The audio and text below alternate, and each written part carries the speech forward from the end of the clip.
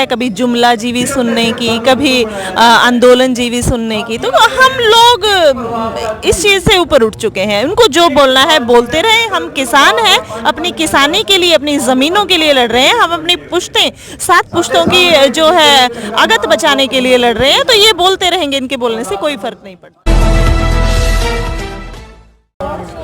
नमस्कार, ground media team मौजूद है एलनाबाद के गांव मलेका में, जहां अभी थोड़ी देर में गुरनाम सिंह चुनूनी जो किसान नेता वो पहुंचने वाले हैं। और यहां सैकड़ों की तादाद में आप देख सकते हैं। कैमरामैन से कहूँगा कि बार चारों तरफ घुमा के दिखा दे कैमरा, कि जो सैकड़ों की तादाद में किसान यहाँ बैठे हैं, गुरनाम सिंह चुनूनी के इंतजार कर रहे हैं, क्योंकि वो एक कलश यात्रा भी निकाली गई है आज पूरे एलनाबाद कॉन्स्टिट्यूंसी में। हमारे साथ मौजूद हैं इसी कड़ी में सुमन हुड्डा जो किसान नेत्री हैं, उनसे बात करते हैं आज की कलश यात्रा के बारे में लेके और एलनाबाद उपचुनाव को लेके किस तरह की क्या रणनीति उन्होंने बनाई है और क्या कहना है उनका। सुमन जी, सबसे पहले तो ग्राउंड में बहुत बहुत स्वागत है। धन्यवाद जी, नमस्कार सभी को। क्या कहना चाहेंगे? कलश यात्रा भी निकाली गई है, लखनऊ खीरी जो किसान शहीद हुए थे, जो गाड़ी के नीचे रौंद कर जिनकी जान चली गई थी, और अभी थोड़ी देर में किसान नेता गुरनाम चुनूनी भी यहाँ पहुँचने वाले हैं। किस तरह की रणनीति लेके आप चले हैं, इस बारे में बताइए, और इन चुनाव के बारे में क्या कहना चाहेंगे? सबसे पहले नमन करते हैं लखीमपुर के में हुए शहीद भाइयों को, और उनको विश्वास दिलाते हैं कि जो ज्यादती उनके साथ हुई है, उनके परिवारों के साथ हुई है, उसको हम व्यर्थ नहीं जाने देंगे। और उनकी जो शहादत का है वो मुंह तोड़ जवाब इनको दिया जाएगा, बदला लिया जाएगा। आज पहुंचे हैं हम एलनाबाद में, एलनाबाद कैंपेनिंग के लिए। जैसे कि आपको पता है एलनाबाद में उपचुनाव है। उपचुनाव के लिए हमारी यहाँ की स्ट्रेटेजी वही है जो हम शुरू से किसान आंदोलन में लेके चल रहे हैं, कि हम बीजेपी जेजेपी की जड़ें खत्म करना चाहते हैं। यहाँ यही इसी उम्मीद के साथ आए हैं, इसी अपील के साथ आए हैं कि जो आप किसी को भी वोट दें, पर बीजेपी और जेजेपी के कैंडिडेट की यहाँ पे आप जमानत जब्त करवाने में हमारी मदद करें जी। कलश यात्रा को लेकर क्या कहना चाहेंगे? जो शहीदों के, जो किसान शहीद हैं, उनको श्रद्धांजलि दी है सभी गांवों के अंदर, सुमन अर्पित किए हैं आपने, उनके जो शहीद, उनके लिए क्या कहना चाहेंगे? उनको तो नमन है और उनकी शहादत का कोई मोल नहीं है, पर फिर भी हम उनको न्याय दिलाने के लिए यहाँ प्रतिबद्ध हैं। और गांव-गांव में जाके मतलब अस्थि कलश को गांव-गांव घुमाया जा रहा है, ताकि लोगों में एक जोश भी आए और उन शहीदों की शहादत का मान भी हो, जिन्होंने अपनी जिंदगी इस देश के लिए, इस किसान आंदोलन के लिए खो दी। कुछ लोगों का कहना है कि कलश यात्रा की आड़ में किसानों को बदलाया जा रहा है, क्या कहना चाहेंगे? नहीं, इसमें बरगलाने वाली कौन सी बात है। हमने तो ऐलान किया है कि हम कलश यात्रा को जो है पूरे देश में घुमाएंगे। अलग अलग राज्यों में कलश बन के गए हैं और हमारे किसान उनको नमन कर रहे हैं। इसमें राजनीति क्या है? एलनाबाद का जो उपचुनाव है, आप जो आपकी जो रणनीति है, जो आप गांव-गांव जाकर बीजेपी के खिलाफ प्रचार प्रसार कर रहे हैं और वो बीजेपी के कैंडिडेट को वोट ना देने की आप अपील कर रहे हैं, और आप लोगों का, किसान नेताओं का ये कहना है कि आप किसी भी प्रत्याशी को दो, हम इस बात से कोई मतलब नहीं है, जो अच्छा व्यक्ति उसे आप बनाइए जो आपके काम आ सके, लेकिन बीजेपी को वोट मत दीजिए, बीजेपी के प्रत्याशी को वोट मत दीजिए। सरकार कोई भी भली नहीं है, सबने कांड किए हुए हैं, पर फिर भी फिलहाल केंद्र में जो है बीजेपी जेजेपी के गठबंधन की सरकार है, तो हम खिलाफत कर रहे हैं उन्हीं की, और हम उन्हीं के खिलाफ खड़े हुए हैं कि आप कम से कम उनकी जमानत जरूर जब्त करवाएं, जो 700 शहीद हमारे बॉर्डरों पे हो चुके हैं इस आंदोलन में, और इस सरकार के कान पे जूं तक नहीं रेंगी है। इनके मुंह से एक भी शब्द जो है सांत्वना का नहीं निकला है, शहीदों को नमन का नहीं निकला है। तो उन शहीदों की कसम है सभी एलनाबाद वासियों को कि इस चुनाव में बीजेपी जेजेपी की जमानत जब्त करवा दें। वो याद रखें कि बॉर्डरों पे हमारे किसान बैठे हुए हैं, बॉर्डरों पे हमारी माताएं बहनें, छोटे छोटे बच्चे बैठे हुए हैं, जो अपने जमीर को, जागीर को बचाने के लिए, जमीनों को बचाने के लिए बैठे हुए हैं। तो उनकी जो भी कुर्बानियां हैं उनको ना भूलें। और हर फील्ड में जैसे हम वहाँ पे बॉर्डरों पे बैठे हैं, हमें हटाने की कोशिश की जाती है, कभी हमारे ऊपर वार किया जाता है, कभी लाठी चलाई जाती है, गोली चलाई जाती है, अब तो गाड़ियां तक चढ़ाने का, मतलब इतनी निर्दयी सरकार है।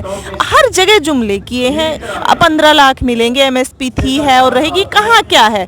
हमारी फसलें जो हैं वो मंडियों में पड़ी रुल रही हैं। आज यहाँ अनाज मंडी में बैठे हैं, आप दिखा सकते हैं कि हमारी फसलों का सही दाम हमें मिल नहीं रहा। डीएपी के लिए हम लोग लाइनों में लगे बैठे हैं, सैकड़ों की लंबी लाइनें हैं, कौन दिलवा रहा है हमें डीएपी। तो हम परेशान है। ये परेशानियां अब इतना लंबा आंदोलन करते भी हल नहीं हो रही हैं। तो अगर हम ये आंदोलन नहीं करेंगे तो कैसे हल होंगी? आज अगर हमने यहाँ फिर इस निर्दयी जो सरकार है इसका कैंडिडेट जिता दिया तो फिर थू है हमारे ऊपर। तो हम यही कहना चाहेंगे कि खड़े हो जाइए, ये वक्त है बदलाव का, ये वक्त है आपके वोट की चोट का। तो वोट की चोट दीजिए और यही वक्त है जिसके लिए आप 5 साल इंतजार करते हैं कि कोई हमारा नुमाइंदा आएगा, हमारी बात को आगे तक पहुंचाएगा। तो आगे तक पहुंचाने के लिए आप अच्छा कैंडिडेट चुनें। बीजेपी के नेताओं का कहना है कि जो किसान लोग विरोध कर रहे हैं, काले झंडे दिखा रहे हैं, जो भी विरोध वो सरकार के विरुद्ध कर रहे हैं या बीजेपी के प्रत्याशी के विरुद्ध कर रहे हैं, वो खरीदे हुए लोग हैं, पेड लोग हैं, उन्हें पैसे देकर ये काम करवाया जा रहा है। हमें आदत हो गई है कभी जुमला जीवी सुनने की, कभी आंदोलन जीवी सुनने की। तो हम लोग इस चीज़ से ऊपर उठ चुके हैं। उनको जो बोलना है बोलते रहे। हम किसान हैं, अपनी किसानी के लिए, अपनी ज़मीनों के लिए लड़ रहे हैं। हम अपनी पुश्तें, 7 पुश्तों की जो है अगत बचाने के लिए लड़ रहे हैं। तो ये बोलते रहेंगे, इनके बोलने से कोई फर्क नहीं पड़ता है। चलिए, आप इलाहाबाद की जनता से क्या अपील करना चाहेंगे? सीएम खट्टर आने वाले 2-3 दिन में रैली करने वाले, क्या कहना चाहिए? सीएम खट्टर ने बहुत जगह हेलीकॉप्टर उतारने की कोशिश की है, तो यहाँ भी रैली करने की कोशिश कर ले, उनको मुंह तोड़ जवाब दिया जाएगा। बीजेपी के जो नेता लगातार जनसभाएं कर रहे हैं, अभी तक तो ऐसा गांव नहीं जहाँ पर उन्होंने जनसभाएं नहीं की हो। देखिए, एक फर्क है, जनसभाएं पहले अलग तरह की होती थी, अब तो बंदे कम होते हैं, पुलिस ज्यादा होती है। ऐसा डर, ऐसा खौफ उनके दिमाग में है, तो कौन उनको वोट देगा? जनसभाएं करने का उनको अधिकार है। आप खूब कह रही हैं। सुनीता दुग्गल का कहना, जिस माइक रोक के दिखाई सांसद आई थी ना उकलाना में, क्यों नहीं करके गई जनसभा? सुनीता दुग्गल को कहना चाहेंगे कि उकलाना में भी आप कुछ दिन पहले, 2-3 दिन पहले गए थे, तो क्यों नहीं की आपने जनसभा? क्यों आपका प्रोग्राम वहां से रद्द हुआ? इतनी हिम्मत है तो करके दिखाइए, हम आपका विरोध करने के लिए आगे तैयार खड़े हैं। सुनीता दुग्गल का ये भी कहना है कि जो किसान जो सभा में बैठे थे, जो मैं जब इलाके में जाऊंगी या ग्राम क्षेत्र में जाएंगे या शहरी क्षेत्र में जाएंगे, जो लोग उनके खिलाफ, यही लोग मेरी सुरक्षा करेंगे और मैं इन लोगों के बीच में ही जाकर दिखाऊंगी और जिसमें दम है मुझे रोक कर दिखाएं। तो ये चैलेंज करने की क्या जरूरत है? आए और देखें किसमें कितना है दम। तो हम लोग खड़े हैं सामने विरोध के लिए। हम आपका विरोध नहीं कर रहे हैं, हम आपके विचारों का विरोध कर रहे हैं। जो आपने हमारे साथ ज्यादतियां की हैं, हम उनका विरोध कर रहे हैं। आप आइए, इस्तीफा देके बैठिए हमारे साथ और हमारे साथ किसानी के लिए प्रचार कीजिए, हम आपके साथ होंगे। सिंधु बॉर्डर की घटना को लेकर के द्वारा सिंधु बॉर्डर पे जो नृशंस तरीके से एक व्यक्ति की, लखबीर सिंह था, उसकी हत्या कर दी गई थी सिख निगम द्वारा, बेअदबी का आरोप लगाकर, ग्रंथ साहब की बेअदबी का आरोप लगाकर हत्या कर दी थी।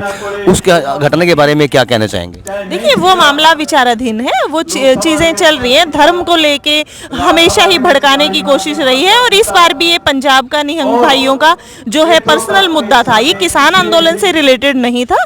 फिर भी अमानवीय क्रूरता के खिलाफ। देखिए, ये जो आप जो किसान नेता हैं, जो किसान नेता, जितने भी किसान नेता हैं, किसान नेता पल्ला क्यों जा रहे उस घटना से? सभी जो छोटे बड़े किसान नेता सभी कह रहे हैं कि इस घटना से हमारा कोई लेना देना नहीं है।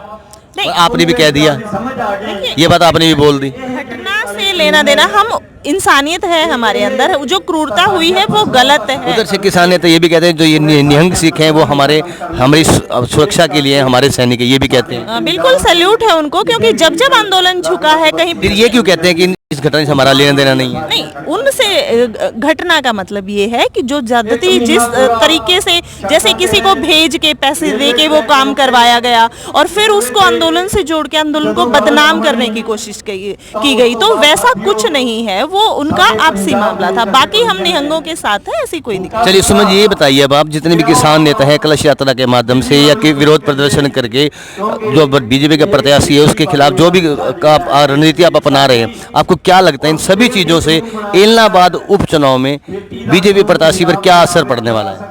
क्या आप कामयाब हो पाएंगे? बिल्कुल कामयाब हो पाएंगे। हम विश्वास के साथ निकले हैं कि कामयाब होके दिखाएंगे। तो आप आने वाली 30 तारीख को देख लीजिएगा। 30 को वोटिंग है, 2 को रिजल्ट है, तो जो है नाई वाले बाल तो आगे ही आने, तो आप देख लीजिएगा, जरूर असर पड़ेगा जी।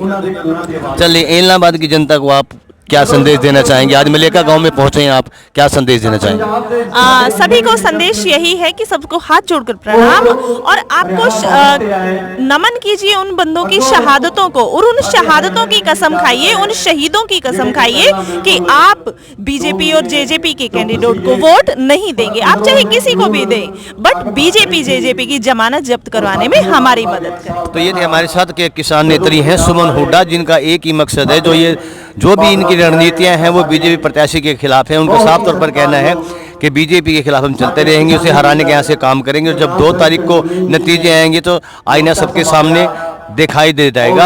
आप जुड़े रहिए, बने रहिए। लगातार ग्राउंड मीडिया से मैं हरीश कपूर, अपने कैमरामैन सहयोगी इंतजार आलम के साथ, गाँव मलेका से।